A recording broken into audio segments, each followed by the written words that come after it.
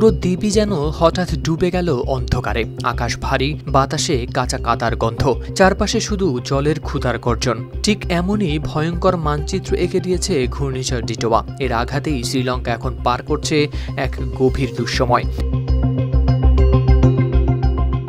ঘূর্ণিঝড়ের ফলে বন্যা ও ভূমিধসে মৃতের সংখ্যা বেড়ে দাঁড়িয়েছে ১৯৩ জনে এবং নিখোঁজ রয়েছেন আরও অন্তত ২০০ মানুষ। দেশটির সাম্প্রতিক বছরগুলোর মধ্যে মোকাবেলা করছে অন্যতম এই ভয়াবহ প্রাকৃতিক দুর্যোগ। সংবাদ মাধ্যম বিবিসির প্রতিবেদনে প্রকাশ পেয়েছে এই চিত্র।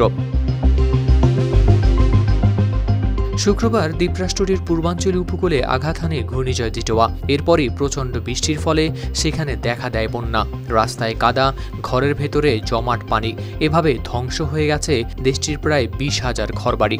বন্যা কবলিত ১,০৮,০০০ মানুষকে সরকারি আশ্রয় শিবিরে নেওয়া হয়েছে বলে জানিয়েছে দেশটির দুর্যোগ ব্যবস্থাপনা কেন্দ্র। কর্মকর্তারা বলছেন, দেশটির ১/৩ এলাকায় নেই বিদ্যুৎ ও পানি সরবরাহ। ঘূর্ণিঝড় ডিটোয়ার পর সেখানে সরকার ঘোষণা করেছে জরুরি অবস্থা।